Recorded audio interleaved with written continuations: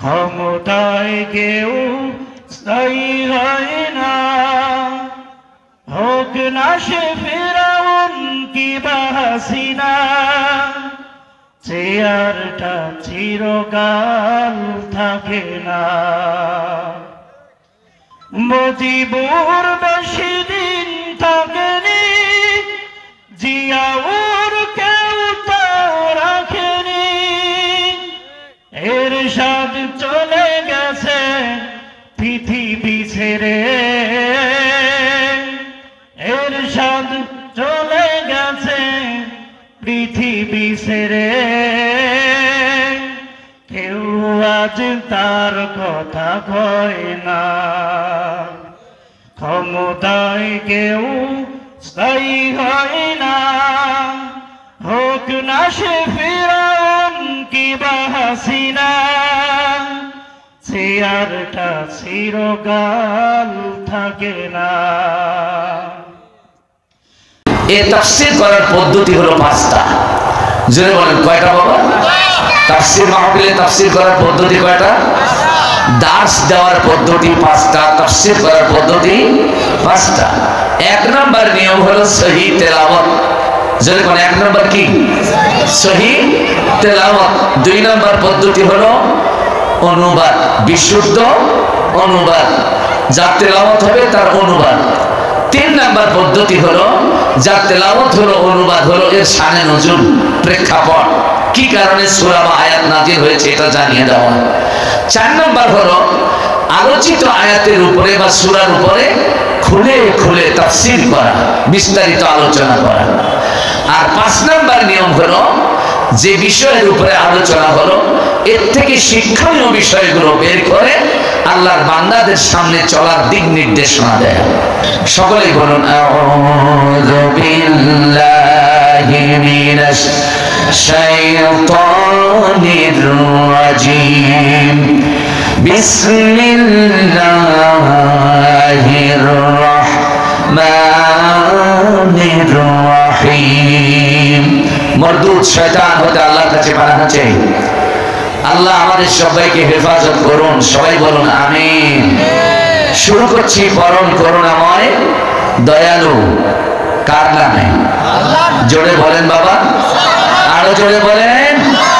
আল্লাহর নাম বলতে আরো ভয় পাওয়া যায়, কোনো আশঙ্কা থাকার কথা। এই জন্য আল্লাহর নাম বেশি করে আওয়াজ দেবেন। এটাই হচ্ছে ইমানদারদের ইমানের প্রেরণা, এটাই ইমানি শক্তি। কথা কোন ঠিক কিনা? তেলাওয়াত হচ্ছে আয়াতে কারিমা।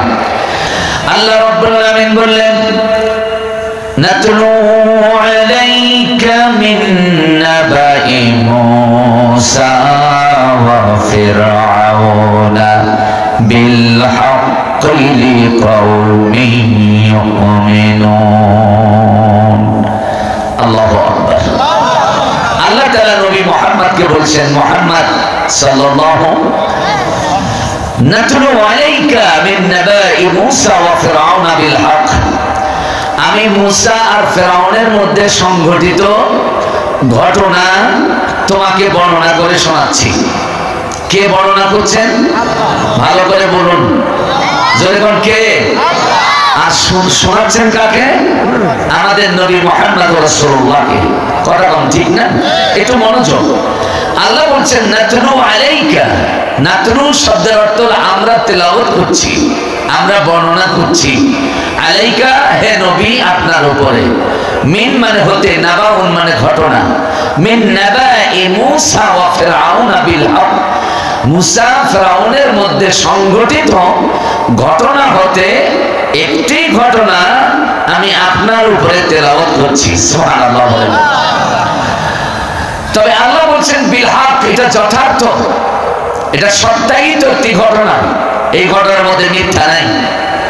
লিকাওমি ইউমিনুন, হে নবী তবে এই ঘটনা শুধু তোমার জন্য না। এই আয়াত নাজিল করার পর, এই ঘটনা নবীর উপর বর্ণনা করার পর থেকে কিয়ামত পর্যন্ত যত মুমিন ঈমানদার আসবে তাদের জন্য এই ঘটনা। সুবহানাল্লাহ বলেন। তাহলে এই ঘটনা বর্ণনা করলেন আল্লাহ, আর ঘটনার বর্ণনা নাজিল হলো নবী মুহাম্মদের উপর। তবে এই ঘটনা আপনার জন্য আমার জন্য আমাদের পরবর্তী যারা আসবে তাদের জন্য।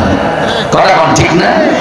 ইন্না ফিরআউনা আলা ফিল আরদ। ও নবী, যেই ঘটনা তোমাকে শোনাচ্ছি এই ঘটনার খলনায়ক হলো ফেরাউন। যদি কোন ঘটনার খলনায়ক কে? আর ঘটনার নায়ক কে? মুসা। যদি কোন কে? মুসা। খলনায়ক ফেরাউন আর নায়ক হলো মুসা। আল্লাহ তাআলা বললেন এই খলনায়কের বর্ণনা আগে তোমাকে শোনাবো, তারপরে মুসা। আল্লাহ তাআলা বললেন ইন্না ফিরআউনা আলা ফিল আরদ। ও নবী মুহাম্মদ, নিশ্চয়ই ফিরআউন ছিল আলা ফিল আরদ। আলা ফিল আরদ, আলা শব্দটি ব্যাপক অর্থবোধক শব্দ। ইন্না ফিরআউনা আলা ফিল আরদ। ও নবী, ওই তোমার 2500 বছর আগের ফেরাউন ছিল আলা ফিল আরদ, জমিনের মধ্যে মাথা উঁচুকারী একজন বেয়াদব। যেরকম কি ছিল? বেয়াদব। এই যে এখানে ইন্না ফিরআউনা আলা একটা শব্দ বললাম, আলা। এই আলা শব্দটির রূপ কিন্তু আরো দুটি রূপ আরবি ডিকশনারিতে পাওয়া যায়। এখানে ফেরাউনের সামনে যে আলা ব্যবহার করেছেন আল্লাহ, ওই দুই আলার একটিও এই আলা না, কারণ এর বানানো ভিন্ন, অর্থ ভিন্ন। এই আলা শব্দের বানান হলো আইনে জবর লাম আলিফ জবর, কি হয়? আলা। যেরকম কি হয়? আলা। এর এক নাম্বার অর্থ হলো মাথা উঁচু করা। এক নাম্বার অর্থ কি? মাথা উঁচু করা। আচ্ছা, এই মাথা উঁচু করা ফেরাউনের সামনে আল্লাহ বক্তব্যে নিয়ে আসলেন, তার মানে কি? আমাদের সমাজের মধ্যে কিছু বেয়াদব লোক আছে না? যেমন আছে না? এত বেশি বেয়াদব, বেয়াদবি করতে করতে ময় মুরব্বী সম্মানিত অসম্মানিত লোক কিছুই বাদ বিচার করে না। কথা বল ঠিক না? এখন বেশি ওর সমশক্তি ওলা লোকগুলো ওকে দেখে কয়, এই ছোটু তুই খুব মাথা উঁচু করেছিস। কয় না? কয় না? কথা বোঝেন? বলে তুই খুব মাথা উঁচু করেছিস না। কথা বোঝেন? তার মানে ওর মাথা উঁচু কিসেতে হলো? বেয়াদবি, অন্যায়, অপকর্ম, দুষ্টামি, নষ্টামির কারণে ওর মাথা উঁচু হলো। আল্লাহ ফেরাউনের সামনে এই বক্তব্য নিয়ে এসে বোঝাচ্ছেন, নবী, পৃথিবীতে যত রাজা আছে, বাদশা আছে, রাষ্ট্রনায়ক আছে, এর মধ্যে সব থেকে বেয়াদব হচ্ছে ফেরাউন। কথা বুঝতে পেরেছেন? তাহলে এই আলা শব্দের ফেরাউনের সামনে যে আলা নিয়ে আসা হয়েছে, এর একটা অর্থ হলো মাথা উঁচু করা। যেরকম ভাই কি উঁচু করা? এটা হলো একটা। এই আলা শব্দের আরেকটি অর্থ হলো অহংকারী হওয়া। যেরকম কি হওয়া? অহংকারী। বিগত টার্মে যারা ক্ষমতায় ছিল 16 বছর, ওদেরকে অহংকারীর কমতি ছিল ভাই। যেরকম আমি জাকির উপজেলা চেয়ারম্যান। কথা কোন ঠিক কিনা? যদিও গোলাম রব্বানী সাহেবকে ধরাইয়া দিয়ে জোর করে আমি উপজেলা চেয়ারম্যান সাজছিলাম। কথা কোন? কম অহংকার না। আমি দেখেছি আমার একাধিক মাহফিলে এই বেয়াদব কুলাঙ্গার আল্লামা দেলাওয়ার হোসেন সাইদের নাম নিয়ে অশ্লীল ভাষায় গালিগালাজ করতো। তা আমি বলি, আজকে তুই কোথায়? কোথায় তুমি? কথা কোন? এদের অহংকার এত বেশি হয়ে গেছে, আল্লাহ থাপ্পড় মেরে মাটিতে বিছায় দিয়েছে। কথা কোন ঠিক কিনা? তা এইরকম অহংকার ছিল কার? ফেরাউনের। জোরে কোন কার? আরো জোরে কোন কার? তাহলে আলা শব্দের 2 নাম্বার অর্থ হলো অহংকারী হওয়া। জোরে কোন কি হওয়া? 3 নাম্বার হচ্ছে এই আলা শব্দের 3 নাম্বার অর্থ হচ্ছে সীমা লঙ্ঘন করা। জোরে কোন কি করা? এগুলো তাফসিরে পাবেন, ফি জিলালিল কোরআন এবং তাফহিমুল কোরআন। এই 2খানা তাফসিরের মধ্যে এই অর্থগুলো যেভাবে বলছি এইভাবে পাবেন। আলা শব্দের 3 নাম্বার অর্থ হলো সীমা লঙ্ঘন করা। যেরকম কি করা? আচ্ছা আপনারা বলেন, আমরা যেমন মানুষ, ফেরাউন কি আমাদের থেকে আলাদা ছিল? আমাদের মতোই মানুষ ছিল কি ফেরাউন। আপনারা বলেন, আপনারা কি কোনোদিন বলছেন আনা রব্বুকুমুল আলা? যখন এটা বলেছেন, কেন বলেননি? আপনি হলেন গোলাম আর আমাদের রব হলো আল্লাহ। যে কারণে বান্দা হইয়া ওই রবের দাবি করা এটা সীমা লঙ্ঘন ছাড়া কিছু না। কথা বল ঠিক কিনা? আর ফেরাউন এই কাজটাই করেছিল, যেরকম করেছিল কিনা? আচ্ছা আমার বাবাজিরা, এই জন্য ফেরাউন এই আলা শব্দ দিয়ে ওকে সীমা লঙ্ঘনকারী হিসেবে আল্লাহ বোঝালেন। এটা গেল 3 নাম্বার। 4 নাম্বার অর্থ হলো ফেরাউন ছিল জালিম। যেরকম কি ছিল? আরো যেরকম কি ছিল? সে তার জ্ঞাতি গোষ্ঠী ব্যতীত কিপ্তি সম্প্রদায় হলো ফেরাউনের। ফেরাউনের সম্প্রদায়ের নাম হলো কিপ্তি। যেরকম কি? এই সম্প্রদায়ের বিপরীতে আরেকটা সম্প্রদায় ছিল, এটা হলো বানি ইসরাইল। যেরকম কি ছিল? বানি ইসরাইল। এই কিপ্তি সম্প্রদায়ের লোক ছাড়া অন্য সম্প্রদায়ের লোক যারা ছিল তাদের উপর জুলুম, নির্যাতন, নিপীড়ন এর শেষ ছিল না। আপনারা কি আমার ভাষা বুঝতেছেন বাবা? এমন কোন অন্যায় ছিল না যা বানি ইসরাইলদের উপরে চাপায়া দেওয়া হয়নি। আর বানি ইসরাইল ছিল ওই সময় মুসলমান। যেরকম সুবহানাল্লাহ। আমার বাবাজিরা, শেষ পর্যায়ে এই আলা শব্দের আরেকটি অর্থ তাফসীরের কিতাবে এসেছে, তা হলো সন্ত্রাসী।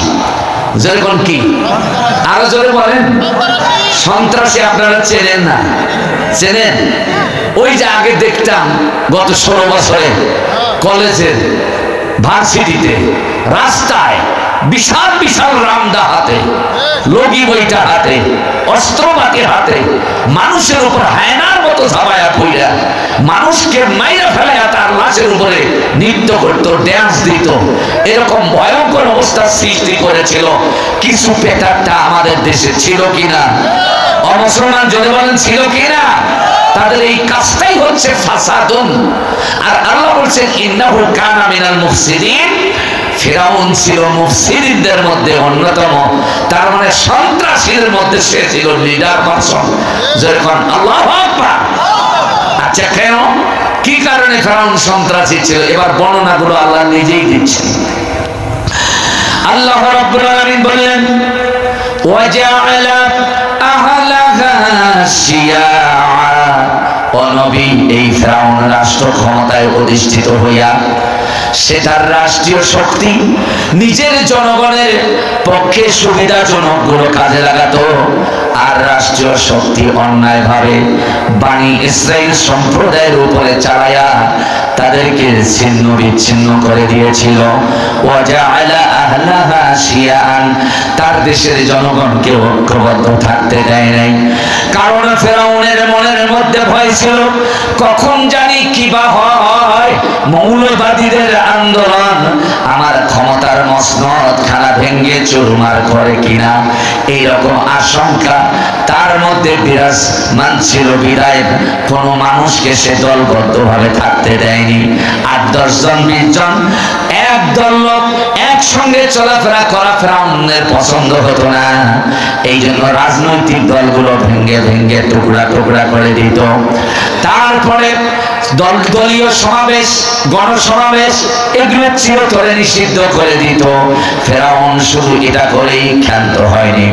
আল্লাহ তাআলা বললেন ইয়াস্তাদঈফু তাইফাতাম মিনহুম, মুসলমানদের মধ্য থেকে একটা দলকে বাছাই করে নিয়েছে। ইয়াস্তাদঈফু, তাদেরকে নিঃস্ব করার জন্য, তাদেরকে সর্বশ্রান্ত করার জন্য, তাদেরকে শক্তিহীন করার জন্য, তাদেরকে দুর্বল করে দেওয়ার জন্য।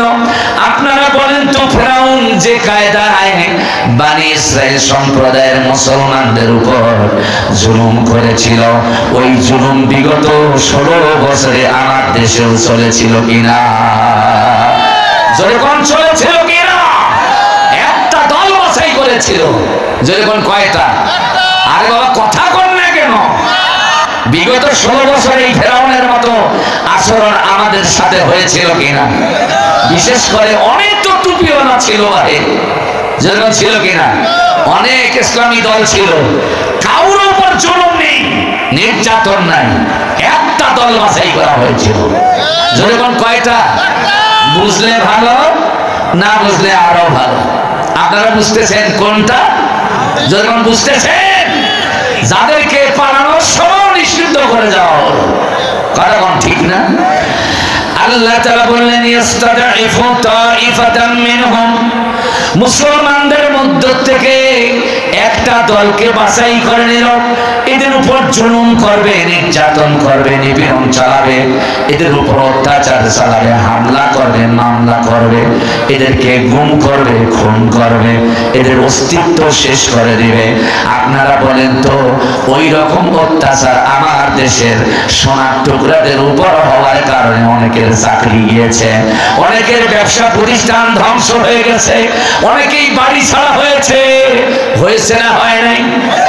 আমি ফেরাউনের এই বিমাতা আচরণ ভয়ঙ্কর রূপ ধারণ করলো। সেই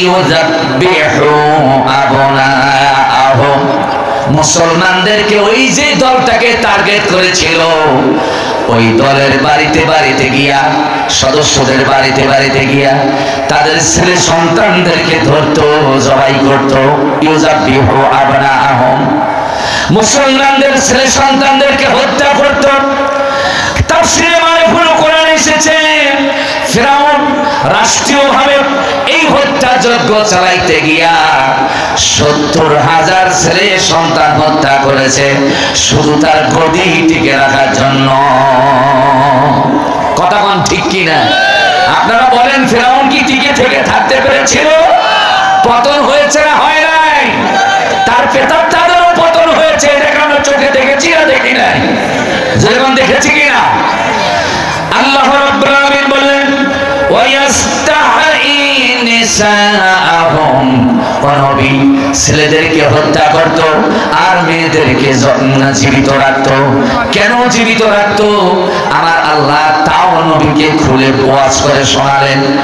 মেয়েদেরকে জীবিত রাখার পেছনে কারণ ছিল, এই মেয়েগুলো যখন ষোড়শী হবে, যুবতী হবে, রূপে গুণে যখন দেখার মতো হবে, তখন ফেরাউনের চেলা চামুন্ডাদেরকে দিয়ে এদের সতীত্ব হরণ করবে, ইজ্জত হরণ করবে। মুসলমানদের মেয়েদের পেট থেকে মুসলমান জন্ম নেবে না ফেরাউনের প্রেতাত্মা ছাড়া, ঠিক কিনা? এইভাবে মেয়েদের ভোগ করার জন্য মেয়েদেরকে জীবিত রাখত। আপনারা বলেন এই যে উপরে ফেরাউনের বদগুণগুলো আল্লাহ বর্ণনা করলেন, এগুলো কি ভালো না খারাপ? সবাই বলেন না ভালো না খারাপ? আরো যখন ভালো না খারাপ? আল্লাহ তাআলা নবীকে বলছেন, নবী ফেরাউনের এই অন্যায় কাজকর্ম আমার মাথা গরম করে দিয়েছে। আল্লাহ বলছেন আমার মাথা এলোমেলো করে দিয়েছে। আল্লাহ একটা ঘোষণা দিলেন, কি? ইন্নাহু, ইন্না মানে নিশ্চয়ই, হা জমিনটা ফেরাউনের দিকে নিসবত করা হলো, ফেরাউনের দিকে দিয়ে বলা হলো ইন্নাহু, নিশ্চয়ই ওই ফেরাউন ছিল, কানা মানে ছিল, মিনাল মুফসাদিন, সন্ত্রাসীদের মধ্যে অন্যতম সন্ত্রাসী। আল্লাহ যা বলে তা কি সত্য না মিথ্যা? আল্লাহ চাইতে সত্য করে কেউ কি বলে? তার থেকে সত্যবাদী কেউ আছে? তাহলে আল্লাহ যা বললেন ফেরাউন ছিল এই বদগুণগুলো করার কারণে সন্ত্রাসী। কথা কোন ঠিক কিনা? আচ্ছা, এটা ৪০০০ বছর আগেরও ওয়াজ। আল্লাহর কাছে এই বদগুণগুলো করার কারণে ফেরাউন যদি ওই সময় সন্ত্রাসী হয়, এই বদগুণগুলো যদি এখন আপনার বা আপনার নেতার বা আপনার নেত্রীর মধ্যে থাকে, তাহলে বুঝতে হবে এটা এই নব্য যুগের নব্য ফেরাউন ছাড়া কিছু না। কথা কোন ঠিক কিনা? আপনারা বলেন ফেরাউনেরা শুধু ফেরাউনি কায়দায় জুলুম নির্যাতন করবে আর মুসলমানেরা আল্লাহর আনুগত্যশীল বান্দারা মার খাবে, এটাই কি নিয়ম? না, এর ব্যতিক্রম আছে না নাই? ব্যতিক্রম শুরু হয়ে গেল। সুবহানাল্লাহ বলেন। আল্লাহ রাব্বুল আলামিন বললেন ওয়ানুরিদু আন্নামুন্না আলাল্লাযীনা ইসতুদঈফু ফিল আরদ। ও নবী, ওই ৪০০০ বছর আগে, তোমার থেকে ২৫০০ বছর আগে, আমাদের থেকে ৪০০০, নবীর থেকে ২৫০০ বছর আগে আমার আল্লাহ তাআলা বললেন, যাদেরকে নির্যাতন করা হলো, যাদের উপর নিপীড়ন চলা হলো, যাদের উপর হত্যা মামলা হামলা করা হলো, যাদেরকে গুম খুন করা হলো, আল্লাহ তাআলা বললেন এদের পক্ষ শক্তি কেউ নাই, কিন্তু আমি আল্লাহ ইচ্ছে করলাম নিজেই তাদেরকে দয়া করব। ওয়া নুরিদু আন্নামুন্না, আমি তাদেরকে অনুগ্রহ করব, দয়া করব। আলাল্লাযিনা ইসতুযইফু ফিল আরদ, ফিরাউন যাদের উপর পৈশাচিকতা চালাইছিল, জুলুম নির্যাতন চালাইছিল, আমি ওই নির্যাতিত মুসলমান নারী পুরুষদের উপর দয়া করব। চিৎকার দিয়ে বলা যাবে কি সুবহানাল্লাহ? ও বাংলার মুসলমান, আমাদের থেকে 4000 বছর আগে ওই ফেরাউনের জুলুম নির্যাতন থেকে নিরাপত্তার জন্য মুসলমানদেরকে যে আল্লাহ অনুগ্রহ করেছিলেন, দয়া করেছিলেন, বলেন তো ওই আল্লাহ বাংলাদেশে বেঁচে আছে না মারা গেছে? এত আসতে কোন কেন? যখন বেঁচে আছে না মারা গেছে? তাহলে এত ভয় কিসের মুসলমানদের? এত ভয় কিসের?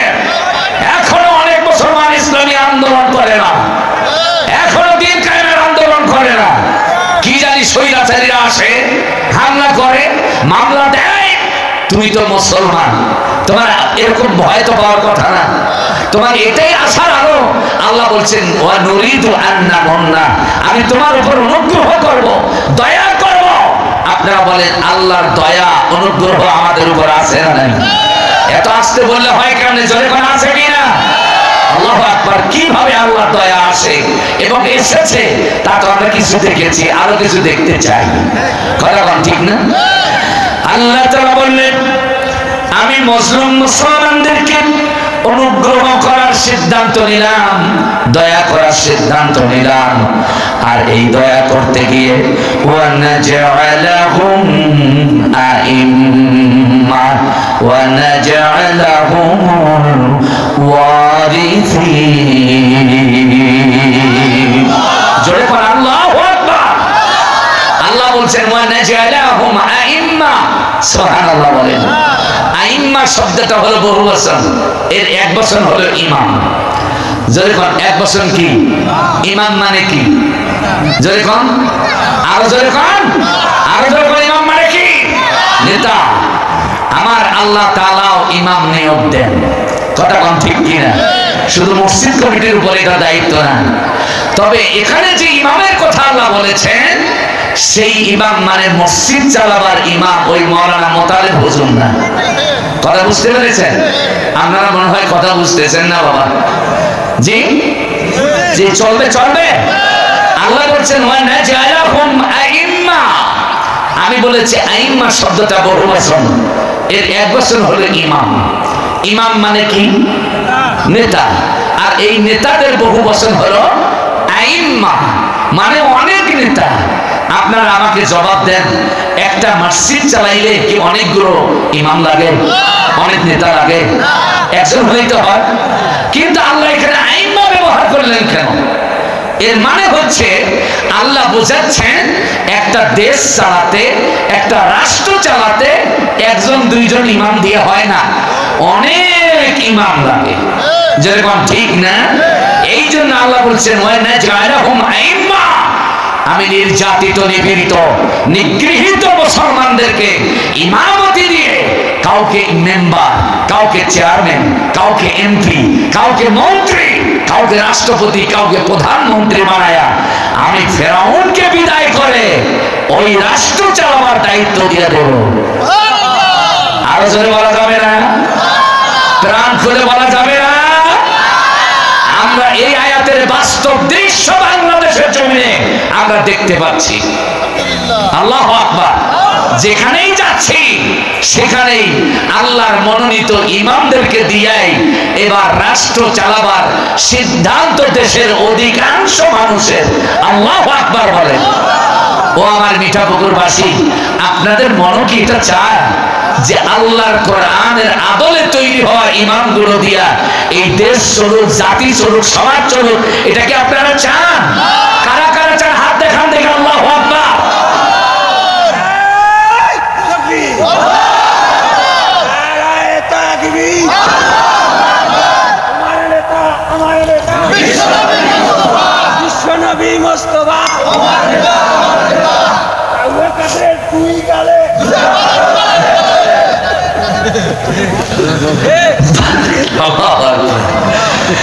এই চাচার মধ্যে আল্লাহ নতুন যৌবনী শক্তি দান করুন। আরো জোরে বলুন। কারণ অনেক যুবক আছে এখানে, কেউ স্লোগান তুলতে পারলো না, চাচা তুললো। আল্লাহ তার হায়াতে বারাকা দান করুন। আরো জোরে বলুন। আমার ভাইরা, আসলেই এটা হাসি নয়, এটা আনন্দের হাসি। কথা বল, ঠিক না?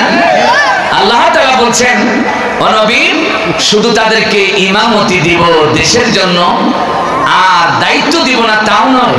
আল্লাহ বলছেন, ওয়ালা জালাহুমুল ওয়ারিসিন। ফেরাউন যে জায়গায় বৈশা ছিল ওই জায়গা থেকে ওদেরকে নামায়া এই ইমামদেরকে বসায় দেব। সুবহানাল্লাহ বলেন। এরপর আরেকটা আয়াত আল্লাহ তাআলা বললেন, ওয়ানুমাক্কিনা লাহুম ফিল আরদ। ও নবীজি, এইবার ইমামদেরকে রাষ্ট্র চালাবার দায়িত্ব দিয়ে দেব। সুবহানাল্লাহ কোন। আরো জোরে কোন সুবহানাল্লাহ। আপনারা বলেন, আল্লাহ কর্তৃক ক্ষমতা বন্টন হলে সেই শাসকরা হয় ন্যায় শাসক, আর ভোট চুরি কইরা ক্ষমতায় যারা যায় ওরা জালিম অহংকারী ছাড়া কিছু হতে পারে না। ঠিক কিনা?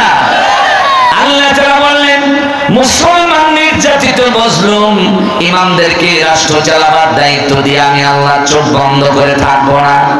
কারণ ব্রাহ্মণ্যবাদীরা তো চতুর্দিকে বসে আছে, যেরকম আছে না নাই?